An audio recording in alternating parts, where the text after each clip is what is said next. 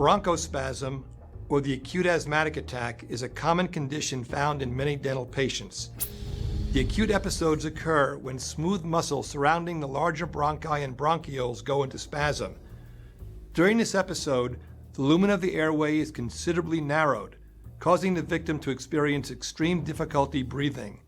This results in the victim not moving enough oxygen into their lungs or carbon dioxide out of their lungs. Therefore, asthma has to be treated promptly or it can be fatal. When a new patient in the office describes themselves as asthmatic on their medical history, the subsequent dialogue history should include the following questions. What type of asthma do you have? Asthmatics have either allergic asthma or non-allergic asthma. Non-allergic asthma is frequently induced by fear and anxiety or the absence of adequate pain control. Find out if the asthmatic patient is frightened of any aspect of dental treatment because this fear alone could trigger the acute asthmatic attack. If they have allergic asthma, you should ask, what are you allergic to? Aspirin is a very common cause of allergic asthma. What drugs do you take to control your asthma? Asthmatics usually take two drugs.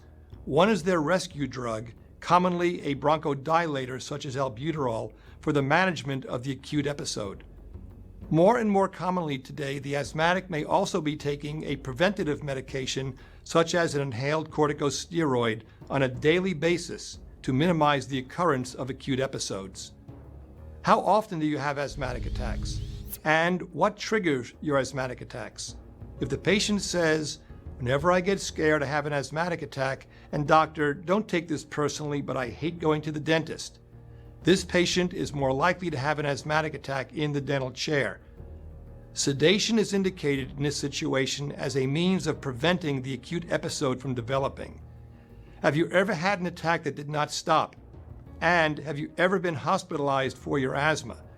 These questions help determine whether or not emergency medical services should be immediately activated in the event the patient has an episode of bronchospasm in your office.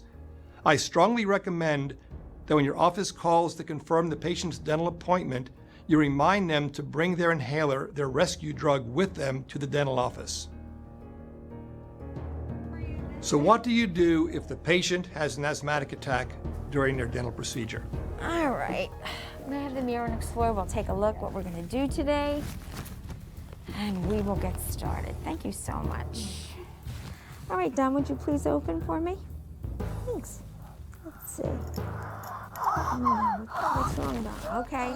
The very first thing I did was put Don in a very comfortable position. People that are having problems in breathing prefer to be in an upright position.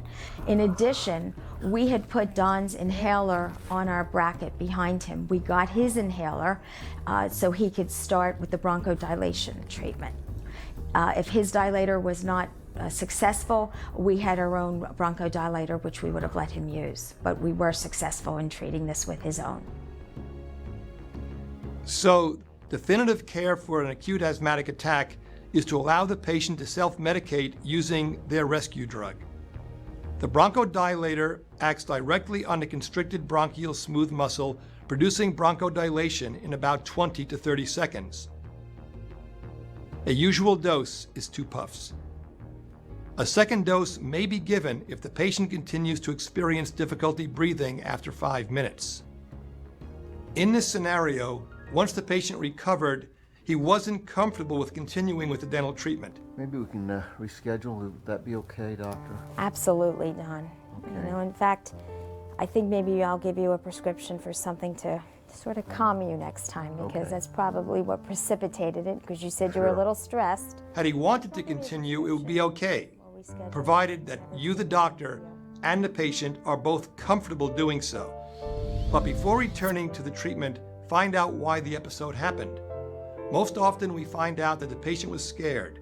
Treat the fear before you continue the treatment of the patient.